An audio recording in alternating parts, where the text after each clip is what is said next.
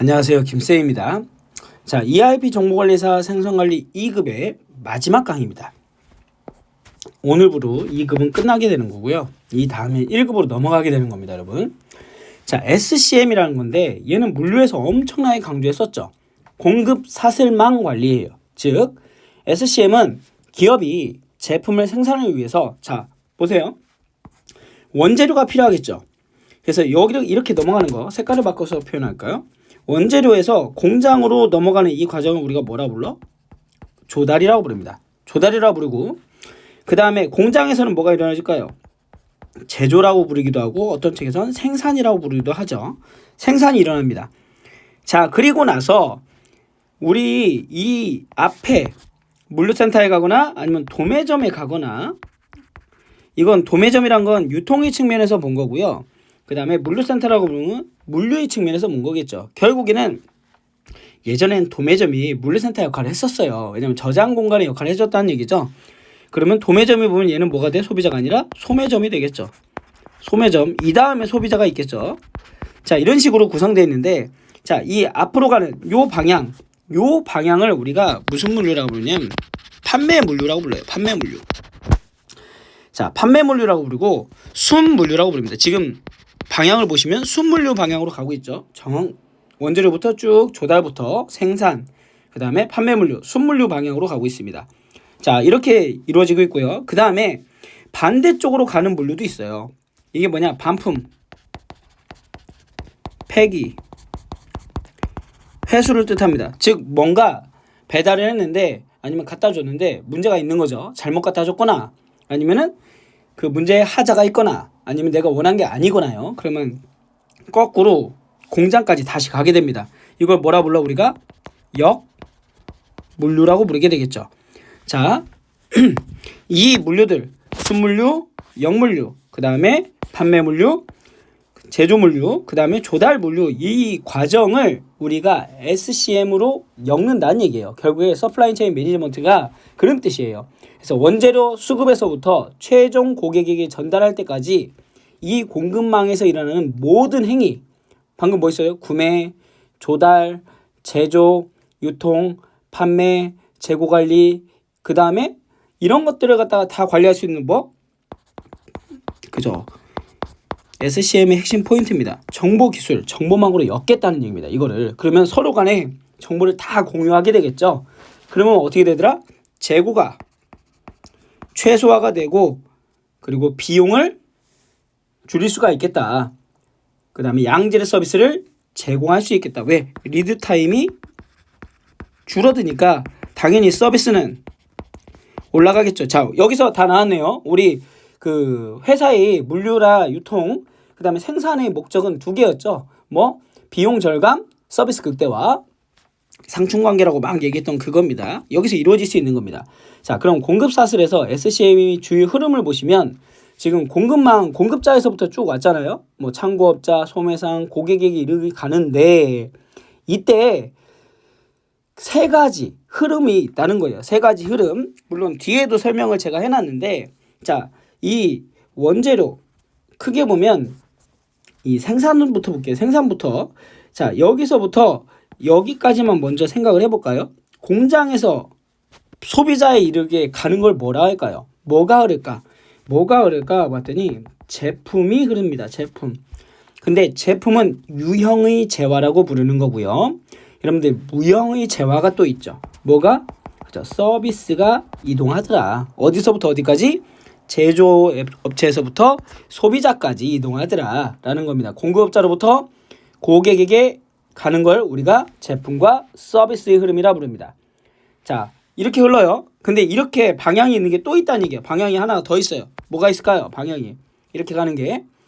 자, 지금 이쪽으로 흐르는 거랑 그 따로따로 봐야 될까요? 제품과 서비스 두 개가 있다고 보면 되겠네요. 그냥 크게. 자, 그러면 지금 정보는 소비자가 어떤 물건을 사는 걸 좋아하더라 라는 걸 요렇게 간다는 얘기예요. 요렇게 흐름이 또 있죠. 자, 그럼 얘는 흐름이 반대 방향이죠. 요 방향으로 흐르는 걸 우리가 뭐라 부른다? 정보의 흐름은 반대 방향으로 흐르더라 라는 겁니다. 자, 그 다음에 또 뭐가 흘러요? 그렇죠. 또 뭐가 흐르냐? 돈, 재정의 흐름. 재정도 결국은 소비자가 돈 주고 사는 거 아닐까요? 그러니까 결국은 물류센터나 소매점에서 소비자가 사면 돈이 거꾸로 흐르겠죠. 방향으로. 그래서 신용조건, 뭐 지불, 위탁, 권리 소유 이런 것들이 거꾸로 흐른다라는 겁니다. 그래서 이런 식으로 세 가지 흐름이 있다고 표현을 하고 있습니다. 그래서 뒤에서 말하는 요거죠. 세 가지 흐름. 제품과 서비스의 흐름 이렇게 갔죠. 정보의 흐름 반대로 왔고요. 재정의 흐름 반대로 왔습니다. 그래서 요 흐름을 가지고 시험 문제에서 나오더라라고 봐주시면 될 것 같아요. 자주 나옵니다. 자주. 그래서 정보의 흐름하고 다 봐주시면 될 것 같고, 자, SCM의 기능을 한번 보시면 SCM이란 건 내재적 기능과 외재적 기능이 있다는 얘기죠. 내재적 기능이란 거는 공급업자 네트워크에 공급된 원재료 등을 변형시키는 데 사용되는 프로세스, 그 다음에 일정 계획 이런 것들을 내부에서 일어날 수 있는 기능이라고 본다면, 외재적 기능은 뭐예요? 외재적 기능은 공급업자, 우리 회사는 아니죠. 공급업자가 뭐 공급업자를 선정할 때 올바른 사람을 찾을 수 있느냐, 그 다음에 파트너십, 결국에는 외부 업체들과의 긴밀한 파트너십, 다 뭐예요? 외부죠, 외부. 그래서 외재적 기능이라 부른다. 자, 그 다음에 마지막입니다. SCM의 추진 효과. SCM을 추진하면 머릿속에 딱 기억하시면 돼요. 좋다, 좋은 거다. SCM을 추진하면 좋다, 이렇게 기억하시면 됩니다. 자, 물류비용 당연히 절감되겠죠. 그 다음에 또 뭐가 있을까요? 고객 만족 올라가겠죠. 그 다음에 시장에 민감하게 대응할 수 있을 겁니다. 유연성. 그 다음에 구매비용 절감되겠죠. 그 다음에 생산은 당연히 효율화가 될 겁니다. 그 다음에 뭐가 있을까요? 그 다음에 경쟁에서도 우위에 있을 수 있겠죠. 이런 효과가 있다. 그래서 만약에 SCM 문제를 푸실 때는 좋다, 다 좋은 일이 일어난다 라고 생각해 주시면 될 것 같습니다. 자, 여기까지 해서 우리가 2급 강의가 끝났어요. 이 다음에는 품질 강의로 넘어가는데, 자, 2급 강의를 보시면서도 1급을 공부하시는 분들은 그 용어 정의가 주관식에서 상당히 많이 나오거든요. 1급은. 그래서 지금 2급을 공부하는 방법과 1급을 공부하는 방법이 약간 달라야 됩니다.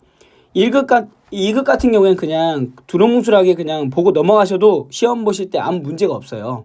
근데 1급은 각각의 용어의 정의를 갖다 기억을 해주셔야만 주관식 문제에 대응할 수 있다 보니까 용어 정의에다가 좀 더 집중을 해주시고, 물류도 마찬가지예요. 용어 정의를 하시면 이게 그 자체로 뭐가 되는 거야? 그죠? 면접이 대응이 된다는 얘기입니다. 대응. 면접에 대응할 수 있다. 면접 질문지가 되는 거예요. 저도 예전에 여러 회사 면접을 많이 봤지만 저한테 물어봤던 면접 질문 중에서 SCM이 뭐냐 물어본 것도 있었고요. MRP가 뭐니 물어보는 회사도 있었고, 그 다음에 저한테 GT에 대해서 설명해봐라 라고 하는 회사도 있었어요. 다 개념이죠, 지금 개념. 이 개념들을 알고 있으면 나중에 자연스럽게 해당되는 면접의 질문 대응도 된다. 제가 원래는 이력서 컨설팅도 하고 있어가지고 한 3,000명 정도 한 것 같거든요. 그래서 물류랑 유통 하시는 분한테만 컨설팅을 하고 있고, 네이버 엑스퍼트에도 등록이 돼 있어요. 전문적으로 거기 인원들한테만 컨설팅을 하고 있는데 많이 취업을 시켜봤습니다. 삼성부터 시작해서 취업 못 시켜본 데가 없는 것 같아요. 다. 유니클로도 시켜봤고, 뭐 일본에 있는 돈키호테도 시켜봤어요. 다양하게 시켜봤는데 보면서 이력서를 쓸 때도 마찬가지지만 자기가 배운 대로 말을 하고 배운 대로 입력을 하면 자기만의 스타일대로 작성을 하면 합격하기 마련이더라고요. 그래서 지금 이 용어 정리를 내가 나중에 면접을 준비한다, 그 다음에 자격증을 취득하실 때마다 거기다 하나하나씩 더 추가해서 나의 자력을 쌓는다라는 생각으로 천천히 준비해 주시면 2급은 제가 봤을 때 취득하는데 아무 문제가 없습니다. 1급은 조금 어려워요. 왜냐면 주관식이 있으니까. 그래서 오타를 좀 신경 쓰시고, 이 다음에 1급 강의가 들어갈 텐데 품질도 생각보다 품질 개형 기사로 들어가면 원래 공식이 상당히 많이 나오거든요. 미적분도 나오고, 그 다음에 품질 개형 기사는 주관식이죠. 실기가 논술형이야. 주관식. 시험지에다 다 써서 내는 거예요. 근데 다행히 정말 잘 만들었어요. 이 공식이 하나도 안 나와. 품질에서. 그래서 정말 개념 위주로만 뽑아냈는데 우리는 뭐라고 할 수 있는 거예요? 나는 품질을 배웠어라고 얘기할 수 있는 겁니다. 1급을 취득하면. 그래서 다음에 1급 준비를 같이 보면서 해주시면 될 것 같습니다. 자, 그러면 오늘 여기서 마무리하겠습니다.